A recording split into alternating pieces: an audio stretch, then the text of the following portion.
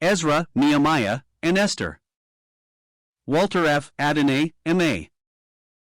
The Dedication of the Temple. Ezra 6. 6-22. The chronicler's version of the edict in which Darius replies to the application of the satrap Tatenai is so very friendly to the Jews that questions have been raised as to its genuineness. We cannot but perceive that the language has been modified in its transition from the Persian terracotta cylinder to the role of the Hebrew chronicler, because the great king could not have spoken of the religion of Israel in the absolute phrases recorded in the book of Ezra. But when all allowance has been made for verbal alterations in translation and transcription, the substance of the edict is still sufficiently remarkable. Darius fully endorses the decree of Cyrus, and even exceeds that gracious ordinance in generosity. He curtly bids Tatenai let the work of the house of God alone. He even orders the satrap to provide for this work out of the revenues of his district. The public revenues are also to be used in maintaining the Jewish priests and in providing them with sacrifices that they may offer sacrifices of sweet savor unto the God of heaven, and pray for the life of the king and of his sons. 55. On the other hand, it cannot be doubted that Darius sent a reply that was favorable to the Jews, for all opposition to their work was stopped, and means were found for completing the temple and maintaining the costly ritual. The Jews gratefully acknowledged the influence of God on the heart of Darius. Surely they were right in doing so. They were gifted with the true insight of faith. It is no contradiction to add that in the earthly sphere and among the human motives through which God works, by guiding them, what we know of Darius will account to some extent for his friendliness towards the Jews. He was a powerful ruler, and when he had quelled the serious rebellions that had broken out in several quarters of his kingdom, he organized his government in a masterly style with a new and thorough system of satrapies. 56. Then he pushed his conquests farther afield, and subsequently came into contact with Europe, although ultimately to suffer a humiliating defeat in the famous Battle of Marathon. In fact, we may regard him as the real founder of the Persian Empire. Cyrus, though his family was of Persian origin, was originally a king of Elam, and he had to conquer Persia before he could rule over it, but Darius was a prince of the Persian royal house. Unlike Cyrus, he was at least a monotheist, if not a thoroughgoing Zoroastrian. The inscription on his tomb at Nuktri Rustum attributes all that he has achieved to the favor of Ormuzd. When Ormuzd saw this earth filled with revolt and civil war, then did he entrust it to me. He made me king, and I am king. By the grace of Ormuzd I have restored the earth. All that I have done through the grace of Ormuzd. Ormuzd brought help to me until I had completed my work. May Ormuzd protect from evil me and my house and this land. Therefore I pray unto Ormuzd, may Ormuzd grant this to me. O man! May the command of Ormuzd not be despised by thee, leave not the path of right, sin not. 57. Such language implies a high religious conception of life. Although it is a mistake to suppose that the Jews had borrowed anything of importance from Zoroastrianism during the captivity or in the time of Cyrus, inasmuch as that religion was then scarcely known in Babylon when it began to make itself felt there, its similarity to Judaism could not fail to strike the attention of observant men. It taught the existence of one supreme God, though it coordinated the principles of good and evil in his being, as two subsidiary existences, in a manner not allowed by Judaism, and it encouraged prayer. It also insisted on the dreadful evil of sin and urged men to strive after purity, with an earnestness that witnessed to the blending of morality with religion to an extent unknown elsewhere except among the Jews. Thus, if Darius were a Zoroastrian, he would have two powerful links of sympathy with the Jews in opposition to the corrupt idolatry of the heathen, the spiritual monotheism and the earnest morality that were common to the two religions. And in any case, it is not altogether surprising to learn that when he read the letter of the people who described themselves as the servants of the God of heaven and earth, the worshipper of Ormuzd should have sympathized with them rather than with their semi-pagan opponents. Moreover, Darius must have known something of Judaism from the Jews of Babylon. Then, he was restoring the temples of Ormuzd which his predecessor had destroyed. But the Jews were engaged in a very similar work, therefore the king, in his antipathy to the idolaters, would give no sanction to a heathenish opposition to the building of the temple at Jerusalem by a people who believed in one spiritual God. Darius was credited with a generous disposition, which would incline him to a kindly treatment of his subjects. Of course, we must interpret this according to the manners of the times. For example, in his edict about the temple building he gives orders that any one of his subjects who hinders the work is to be impaled on a beam from his own house, the site of which is to be used for a refuse heap. 58 Darius also invokes the God of the Jews to destroy any foreign king or people who should attempt to alter or destroy the temple at Jerusalem. The savagery of his menace is in harmony with his conduct when, according to Herodotus, he impaled 3,000 men at Babylon after he had recaptured the city. 59 Those were cruel times. Herodotus tells us that the besieged Babylonians had previously strangled their own wives when they were running short of provisions.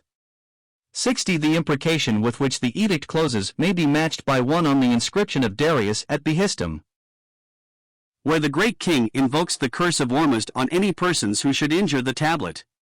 The ancient despotic world rulers had no conception of the modern virtue of humanitarianism. It is sickening to picture to ourselves their methods of government. The enormous misery involved is beyond calculation. Still, we may believe that the worst threats were not always carried out. We may make some allowance for Oriental extravagance of language. And yet, after all has been said, the conclusion of the Edict of Darius presents to us a kind of state support for religion which no one would defend in the present day. In accepting the help of the Persian sovereign, the Jews could not altogether dissociate themselves from his way of government. Nevertheless, it is fair to remember that they had not asked for his support.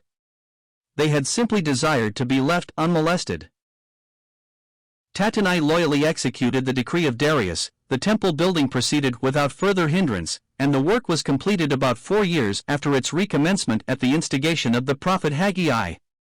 Then came the joyous ceremony of the dedication. All the returned exiles took part in it. They are named collectively the children of Israel, another indication that the restored Jews were regarded by the chronicler as the representatives of the whole united nation, as this had existed under David and Solomon before the Great Schism. Similarly, there are 12 he-goats for the sin offering for the 12 tribes. 61. Several classes of Israelites are enumerated. First, the clergy in their 2 orders, the priests and the Levites, always kept distinct in Ezra. Next, the laity, who are described as the children of the captivity. The limitation of this phrase is significant. In the dedication of the temple, the Israelites of the land who were mixed up with the heathen people are not included. Only the returned exiles had built the temple, only they were associated in the dedication of it. Here is a strictly guarded church. Access to it is through the one door of an unimpeachable genealogical record. Happily, the narrowness of this arrangement is soon to be broken through. In the meanwhile, it is to be observed that it is just the people who have endured the hardship of separation from their beloved Jerusalem to whom the privilege of rejoicing in the completion of the new temple is given. The tame existence that cannot fathom the depths of misery is incapable of soaring to the heights of bliss. The joy of the harvest is for those who have sown in tears. The work was finished, and yet its very completion was a new commencement. The temple was now dedicated, literally initiated for the future service of God. This dedication is an instance of the highest use of man's work. The fruit of years of toil and sacrifice is given to God. Whatever theories we may have about the consecration of a building, and surely every building that is put to a sacred use is in a sense a sacred building, there can be no question as to the rightness of dedication. This is just the surrender to God of what was built for him out of the resources that he had supplied. A dedication service is a solemn act of transfer by which a building is given over to the use of God. We may save it from narrowness if we do not limit it to places of public assembly. The home where the family altar is set up, where day-by-day prayer is offered, and where the common round of domestic duties is elevated and consecrated by being faithfully discharged as in the sight of God, is a true sanctuary. It too, like the Jerusalem temple, has its holy of holies. Therefore, when a family enters a new house, or when 2 young lives cross the threshold of what is to be henceforth their home, there is as true a ground for a solemn act of dedication as in the opening of a great temple. A prophet declared that holiness to the Lord was to characterize the very vessels of household use in Jerusalem. 62. It may lift some of the burden of drudgery which presses on people who are compelled to spend their time in common house toil, for them to perceive that they may become priests and priestesses ministering at the altar even in their daily work. In the same spirit, truly devout men of business will dedicate their shops, their factories, their offices, the tools of their work, and the enterprises in which they engage, so that all may be regarded as belonging to God, and only to be used as His will dictates. Behind every such act of dedication there must be a prior act of self-consecration, without which the gift of any mere thing to God is but an insult to the Father who only seeks the hearts of His children. Nay, without this a real gift of any kind is impossible. But the people who have first given their own selves to the Lord are prepared for all other acts of surrender. According to the custom of their ritual, the Jews signalized the dedication of the temple by the offering of sacrifices. Even with the help of the king's bounty, these were few in number compared with the lavish holocausts that were offered in the ceremony of dedicating Solomon's temple. 63 Here, in the external aspect of things, the melancholy archaeologists might have found another cause for lamentation. But we are not told that any such people appeared on the present occasion. The Jews were not so foolish as to believe that the value of a religious movement could be ascertained by the study of architectural dimensions. Is it less misleading to attempt to estimate the spiritual prosperity of a church by casting up the items of its balance sheet, or tabulating the numbers of its congregations? Looking more closely into the chronicler's description of the sacrifices, we see that these were principally of two distinct kinds. 64 There were some animals for burnt offerings, which signified complete dedication, and pledged their offerers to it. Then there were other animals for sin offerings. Thus even in the joyous dedication of the temple the sin of Israel could not be forgotten. The increasing importance of sacrifices for sin is one of the most marked features of the Hebrew ritual in its later stages of development. It shows that in the course of ages the national consciousness of sin was intensified. At the same time it makes clear that the inexplicable conviction that without shedding of blood there could be no remission of sins was also deepened. Whether the sacrifice was regarded as a gift pleasing and propitiating an offended God, or as a substitute bearing the death penalty of sin, or as a sacred life, bestowing, by means of its blood, new life on sinners who had forfeited their own lives, in any case, and however it was interpreted, it was felt that blood must be shed if the sinner was to be freed from guilt. Throughout the ages this awful thought was more and more vividly presented, and the mystery which the conscience of many refused to abandon continued, until there was a great revelation of the true meaning of sacrifice for sin in the one efficacious atonement of Christ. A subsidiary point to be noticed here is that there were just 12 he-goats sacrificed for the 12 tribes of Israel. These were national sin offerings, and not sacrifices for individual sinners. Under special circumstances, the individual could bring his own private offering. But in this great temple function only national sins were considered. The nation had suffered as a whole for its collective sin, in a corresponding way it had its collective expiation of sin.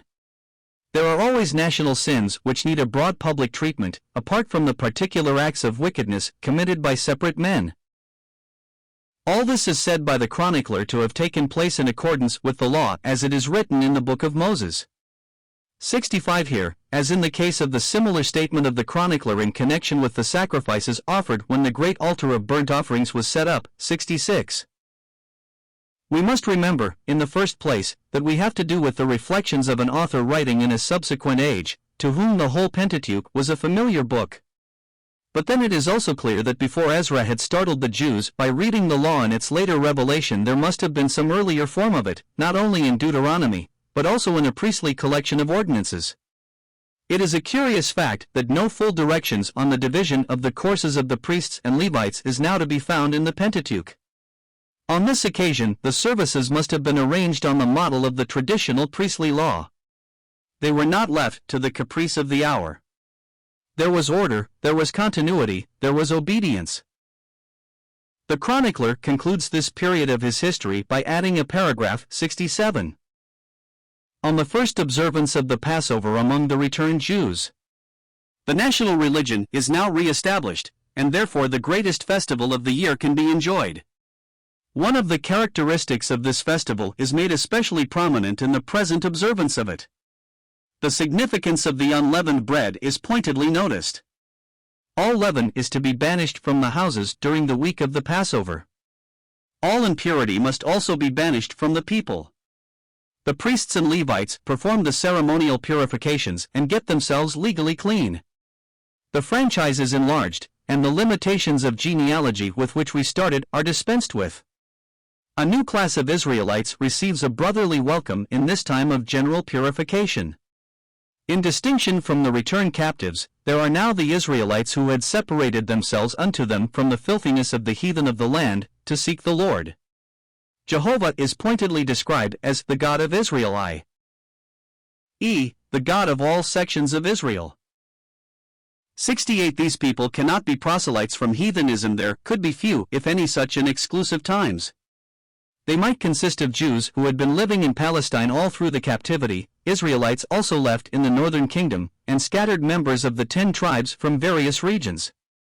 All such are welcome on condition of a severe process of social purging. They must break off from their heathen associations. We may suspect a spirit of Jewish animosity in the ugly phrase, the filthiness of the heathen. But it was only too true that both the Canaanite and the Babylonian habits of life were disgustingly immoral. The same horrible characteristic is found among most of the heathen today. These degraded people are not simply benighted in theological error, they are corrupted by horrible vices. Missionary work is more than the propagation of Christian theology, it is the purging of Augean stables. St. Paul reminds us that we must put away the old leaven of sinful habits in order to partake of the Christian Passover. 69 In St. James that one feature of the religious service which is acceptable to God is to keep oneself unspotted from the world. 70 Though unfortunately with the externalism of the Jews their purification too often became a mere ceremony, and their separation and ungracious race exclusiveness, still, at the root of it, the Passover idea here brought before us is profoundly true. It is the thought that we cannot take part in a sacred feast of divine gladness except on condition of renouncing sin. The joy of the Lord is the beatific vision of saints, the blessedness of the pure in heart who see God. On this condition, for the people who were thus separate, the festival was a scene of great gladness. The chronicler calls attention to 3 things that were in the mind of the Jews inspiring their praises throughout. 71. The first is that God was the source of their joy, the Lord had made them joyful. There is joy in religion, and this joy springs from God. The second is that God had brought about the successful end of their labors by directly influencing the great king. He had turned the heart of the king of Assyria, a title for Darius that speaks for the authenticity of the narrative, for it represents an old form of speech for the ruler of the districts that had once belonged to the king of Assyria. The third fact is that God had been the source of strength to the Jews, so that they had been able to complete their work. The result of the divine aid was to strengthen their hands in the work of the house of God, the God of Israel.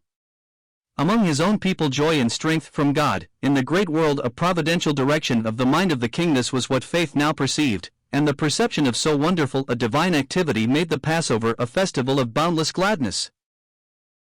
Wherever that ancient Hebrew faith is experienced in conjunction with the Passover spirit of separation from the leaven of sin, religion always is a well of joy. Show less.